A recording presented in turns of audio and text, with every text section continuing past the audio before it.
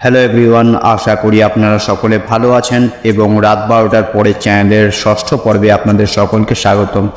ছোটবেলা থেকেই বিভিন্ন লোকের জীবনে ঘটে যাওয়া সত্য ঘটনা শুনতে আমাদের খুবই ভালো লাগে। এরকমই এক সত্য ঘটনা আমার মামা সুকুমার দাসের জীবনে ঘটে গিয়েছিল। ভূত আছে কি নেই সেই নিয়ে বিশেষ একটা তর্কে জড়াতে চায় না আমার এই এপিসোডে আজকে, বরং ঘটনাটা সত্য যে মিথ্যে সেটা তো আমি ঠিকভাবে জানি না, এটা তো আমি একজনের মুখ থেকে শুনছি। তো ঘটনাটা সত্য হোক কিংবা মিথ্যা হোক, আমার মনে হলো ঘটনাটা আপনাদেরকে জানানো খুবই দরকার। তো তাই আজকের এই ঘটনাটি আমার মামা সুকুমার দাসের জীবনে ঘটে গেছিল, সেটাই আজ আপনারা শুনবেন। ঘটনাটা যথেষ্ট ভয়াবহ এবং খুবই গা ছমছমে, তার জন্যই ভাবলাম যে এই ঘটনাটা আপনাদেরকে শেয়ার না করলেই নয়। আজকের ঘটনাটি একটি ডাক্তারের জীবনে ঘটে যাওয়া এক হসপিটালের ঘটনা। ঘটনাটা শুনে আমার বেশ ভয় লেগেছিল, তাই এই গল্পটি আজ আমি সিলেক্ট করে নিয়েছি আপনাদেরকে শোনানোর জন্য। এবং পুরো ঘটনাটা যে বিশ্বাস করতে হবে এমন কোনো মানে নেই, তবে এন্টারটেনমেন্টের জন্য শুনতেই পারেন। তবে এই ঘটনাটি আমাকে যিনি বলেছেন তার মতে এটি একটি সত্যি ঘটনা, তার কারণ এটি তার জীবনে ঘটে যাওয়া একটি ঘটনা। এটা একটা সত্যি ঘটনা হিসেবেই মেনে নিয়ে শুরু করলাম আজকের এপিসোড। ঘটনাটি প্রায় আজ থেকে 12-13 বছর আগে ঘটে যাওয়া একটি ঘটনা। যেদিন ঘটনাটা ঘটেছিল সেদিন ছিল তার নাইট ডিউটি। সদ্য নতুন ডাক্তার, প্র্যাকটিসে রয়েছেন বেশিরভাগ সময়ই। হসপিটালের একদম গায়ে লাগানোই যে মেসটা ছিল সেখানেই তিনি থাকতেন। সেদিন হসপিটালে বিশেষ কোনো পেশেন্টের চাপ ছিল না, পেশেন্ট নেই বললেই চলে এবং হসপিটাল পুরো ফাঁকা ছিল। তো তিনি নার্সদেরকে বললেন যে এক কাজ করছি, আমি হোস্টেলে গিয়ে রয়েছি, হসপিটালের একদম গায়ে লাগানোই যেহেতু হোস্টেল, সো যদি কোনো এমার্জেন্সি আছে তাহলে তোমরা আমাকে একটা কল দেবে, আমি পাশেই আছি, যে কোনো সময় চলে আসবো।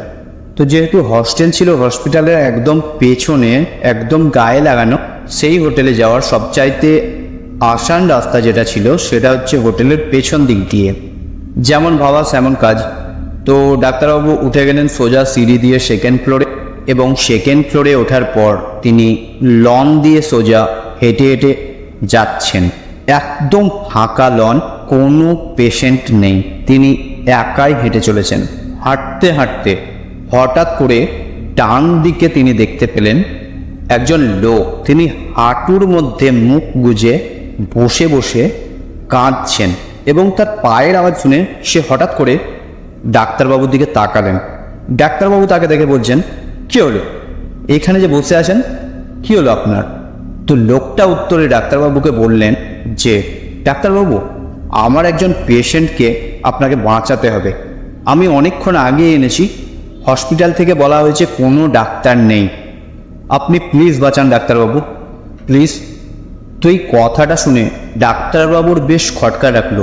তার কারণ হলো যে যেহেতু তার নিজের নাইট ডিউটি এবং হসপিটাল কর্তৃপক্ষ থেকে তাকে কোনো কিছু কেন জানানো হলো না যে কোনো পেশেন্ট এসেছে। তো তিনি বললেন, চলো তো দেখি কোথায়। তো সেই লোকটা বলছে, আমাকে ফলো করুন বলে সেই লোকটা লন দিয়ে সোজা হাঁটতে থাকলো। ডাক্তারবাবু তার পেছন পেছন হাঁটতে থাকলো। কিছুটা হাঁটার পর ডান দিকে আইসিইউ এর একটা দরজা খুলে দিয়ে তিনি বললেন, ডাক্তারবাবু ভেতরে ঢুকে যান। তারপর ডাক্তারবাবু ভেতরে ঢুকলেন। ঢুকে দেখলেন কেবিনের মধ্যে বেডে একটা বডি শুয়ে আছে এবং তার মাথা থেকে পা পর্যন্ত সাদা চাদরে ঢাকা, এবং পেশেন্টের পাশে একজন বোরখা পরা মহিলা বসে আছেন আর নিচে দুটো বাচ্চা খেলছে। তো ডাক্তারবাবু বলছেন, আপনারা কি করছেন এরকম ভেতরে, এবং পেশেন্টের কি হয়েছে, কই দেখি, সরুন। তখন মহিলা কাঁদতে কাঁদতে ডাক্তারবাবুকে বললেন, ডাক্তারবাবু পেশেন্ট 2 ঘন্টা আগে মারা গেছে এবং এখন অবজারভেশনে রয়েছে, কিছুক্ষণ বাদে হসপিটাল থেকে ছাড়া হবে। কি মনে হতে ডাক্তারবাবু পেশেন্টের মুখ থেকে চাদরটা সরালেন এবং তারপরেই তিনি যা দেখতে পেলেন তাতে তার পায়ের নিচ থেকে মাটি সরে গেল। সেই লোকটা এতক্ষণ ধরে লনে ফলো করাতে করাতে তাকে এই রুমে নিয়ে আসলো এটা তো সেই লোকটাই। ডাক্তারবাবু কিছুক্ষণের জন্য বাকরুদ্ধ হয়ে গেলেন। ডাক্তারবাবু কিছু বলতে পারলেন না এবং তিনি সেখানে কিচ্ছু না বলে দরজা দিয়ে সোজা বেরিয়ে গিয়ে তৎক্ষণাৎ লন দিয়ে হাঁটতে থাকলেন। ঘটনাটা এতক্ষণ ধরে যা ছিল তা ছিল খুবই সাধারণ, কারণ ঘটনাটা এখানেই শেষ নয়, বরং ঘটনাটা শুরু এখান থেকে। সেই রাত্রে ডাক্তারবাবুর আর ঘুম আসলো না। তিনি কারোর সাথে কোনো কথা বললেন না। তিনি নিজের বাড়িতে গিয়ে চুপচাপ বসে রইলেন এবং একটার পর একটা সিগারেট খেতে থাকলেন। এটা তার সাথে কি হলো? এ কেমন ঘটনা? যাই হোক, দেখতে দেখতে বেশ কয়েকটা দিন কেটে গেল এবং ডাক্তারবাবু ওই ঘটনাটি প্রায় ভুলে গেছেন এবং এই ঘটনাটাকে তিনি অত প্রাধান্য আর দেননি পরবর্তীকালে। কারণ তিনি জানেন হসপিটালে কাজ করার সময় এরকম ঘটনা প্রায়ই ঘটতেই থাকে।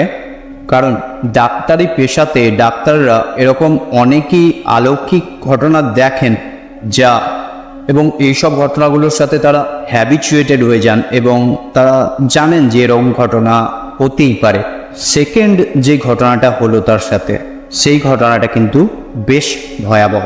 ওই ঘটনার প্রায় 15 দিন বাদে একদিন হসপিটালে প্রচণ্ড ভিড় এবং তার ডে শিফটে কাজ ছিল। আউটডোরে এত ভিড় যে যেই লনটা পার হতে মানে কয়েক মিনিট লাগে, সেই লনটা পার হতে তাদের প্রায় সেদিন 5 থেকে 10 মিনিট লেগে যাচ্ছিল, এত লোকের সমাগম। তো ডাক্তার সেই ভিড় ঠেলে ঠেলে ঠেলে ঠেলে সবাইকে সরিয়ে সরিয়ে হাঁটতে হাঁটতে হঠাৎ করে ভিড়ের মধ্যে থেকে একটা লোক তার সামনে এসে তাকে বলল, ডাক্তারবাবু, সেদিন যে বললাম আপনাকে হেল্প করতে, করলেন না তো, আজ একটু হেল্প করুন। তো ডাক্তার কথাটা শুনে হকচকিয়ে যখন লোকটার মুখের দিকে তাকালো, তখন সে ওখানে ফ্রিজ হয়ে গেছে। আরে, এটা তো সেই লোকটা যে সেদিন তাকে আইসিইউ পর্যন্ত নিয়ে গেল এবং রুমের ভেতর চাদর সরানোর পর তো এই লোকটারই মুখ দেখেছিল। ডাক্তারবাবু সেখান থেকে কিচ্ছু না বলে ভিড়ের মধ্যে থেকে লোকজনকে এদিক ওদিক সরিয়ে ক্যান্টিনে গিয়ে তিনি বেশ কিছুক্ষণ চুপচাপ বসে থাকলেন এবং বেশ কয়েক কাপ চা খেলেন এবং তিনি মনে মনে ভাবলেন যে কি হচ্ছে এগুলো আমার সাথে। তিনি সেদিন ঠিক করলেন যে তিনি সেদিন আর হসপিটাল যাবেন না, তার কারণ হসপিটালে গিয়ে তিনি সেদিন আর একা থাকতে পারবেন না। কারণ তিনি বুঝতে পারছেন এবার ধীরে ধীরে তার মানসিক ভারসাম্য হারিয়ে যাচ্ছে, তিনি ভয় পেতে শুরু করেছেন। তো তিনি ঠিক করলেন বেশ কিছু দূরে তার বন্ধুদের একটা মেস আছে, সেই রাতটা তিনি বন্ধুদের সাথে মেসেই গিয়ে থাকবেন এবং তার বন্ধুরাও বেশ কয়েকজন ডাক্তার। তিনি হসপিটাল থেকে বেরিয়ে গেলেন এবং বেরিয়ে গিয়ে একটা রিক্সা ধরলেন এবং রিক্সায় উঠে আকাশ পাতাল ভাবতে ভাবতে তিনি মেসের দিকে যাচ্ছেন এবং যেতে যেতে হঠাৎ করে রিক্সাওয়ালাকে দেখে তার যেন মনে হলো লোকটাকে খুব চেনা চেনা লাগছে। তখন শীতকাল, রিক্সাওয়ালা গায়ে শাল মুড়িয়ে রেখেছে। রিক্সা থেকে নেমে ডাক্তারবাবু রিক্সাওয়ালাকে একটা 20 টাকার নোট দিল এবং সেই মুহূর্তে রিক্সাওয়ালা তার শালটা সরিয়ে ডাক্তারবাবুকে বললেন, ডাক্তারবাবু, এবার আপনাকে হেল্পটা করতেই হবে। 2 বার ফিরিয়ে দিয়েছেন, কিন্তু এই কথাটা শোনা মাত্র এবং রিক্সাওয়ালার মুখের দিকে তাকানো মাত্র ডাক্তারবাবু সেখানে ভয়ে ফ্রিজ হয়ে গেলেন। এটা তো সেই লোকটাই যার সাথে তার বারবার দেখা হচ্ছে। কি হচ্ছে এগুলো তার সাথে? তিনি কিছুই বুঝতে পারছেন না। তিনি কি মানসিকভাবে ভারসাম্যহীন হয়ে যাচ্ছেন? এই বলতে বলতে রিক্সাওয়ালা তার হাতে একটা 10 টাকার নোট গুঁজে দিয়ে রিক্সা নিয়ে চলে গেল।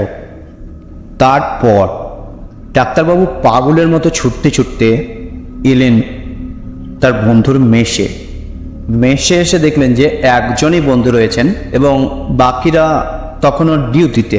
এসে সঙ্গে সঙ্গে তার বন্ধুকে বললেন 1 কাপ চা বানাতো কড়া করে, এবং তিনি বসে অনেকক্ষণ ভাবতে ভাবতে সেই 10 টাকার নোট যেটা রিক্সাওয়ালা ওকে দিয়েছিল সেটা খুললো এবং খুলে সেটা দেখলো এবং খুলে যা দেখলো সেই নোটটার মধ্যে একটা ঠিকানা লেখা আছে, একটা গ্রামের ঠিকানা। ডাক্তারবাবু সেই মুহূর্তে দাঁড়িয়ে বুঝতে পারলো যে এই লোকটা যে বারবার ওর সাথে কন্ট্যাক্ট করার চেষ্টা করছে, এই ক্ষতি করতে চায় না, বরং এ কিছু মেসেজ দিতে চায়। তো ডাক্তারবাবু তার বন্ধুকে ওই ঠিকানাটা জিজ্ঞাসা করলো যে এই ঠিকানাটা কোথায়, বলতে পারবি? তো বন্ধু বললো এটা বেশি দূরে নয়, প্রায় 20-30 মিনিট দূরে একটা গ্রাম। তো ডাক্তারবাবু পরদিন সকালে ঘুম থেকে উঠে চলে গেলেন গ্রামের সেই ঠিকানাটাতে এবং গিয়ে ওই ঠিকানাতে গিয়ে তিনি যা দেখলেন, তিনি দেখলেন যে সেই বোরখা পরা ওই যে মহিলাটার সাথে তার হসপিটালে দেখা হয়েছিল, ওই মহিলা এবং তার দুটো ছোট বাচ্চা খেলছে মাটির মধ্যে। তো তিনি মহিলাকে দেখা মাত্র মহিলা বললেন যে আরে আপনি ডাক্তারবাবু? ও আচ্ছা, বসুন বসুন। তো ডাক্তারবাবু বললেন যে আরে না, তো আপনারা সব ঠিকঠাক আছেন তো? এবং যিনি সেদিন মারা গেছিলেন তিনি আপনার কে হন? তো এই প্রশ্নের উত্তরে মহিলা ডাক্তারবাবুকে বললেন যে তিনি আমার হাজব্যান্ড ছিলেন।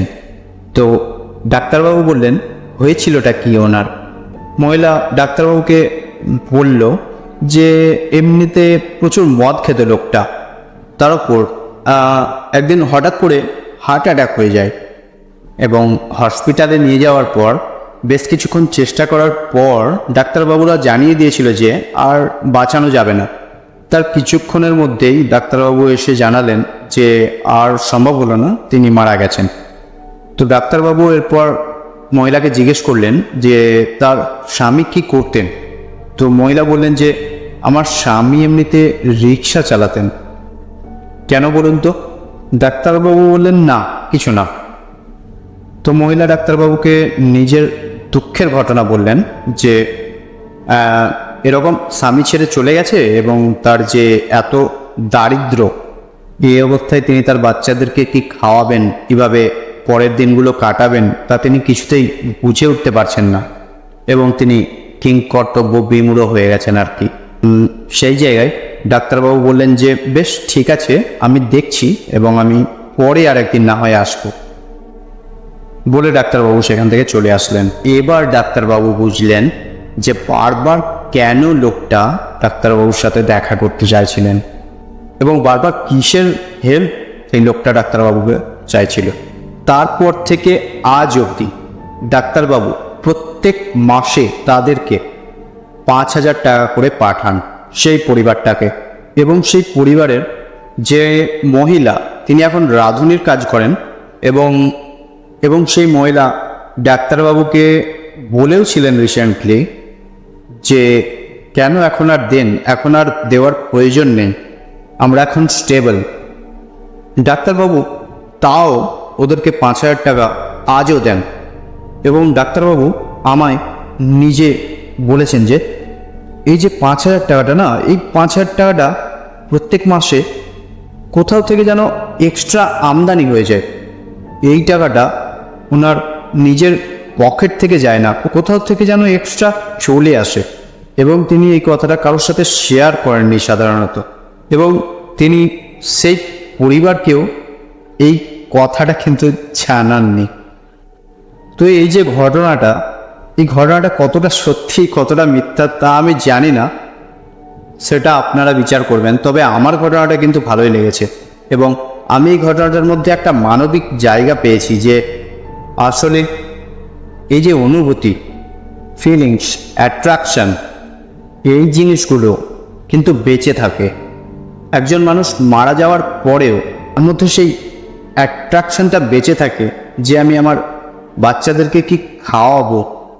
একজন বাবা তার ছোট্ট সন্তানের জন্য যে কিছু একটা করতে হবে, সেই ভাবনায় কিন্তু মৃত্যুর পরেও তার কর্তব্য পালন করেছেন, এরকম একটা বিষয় আর কি।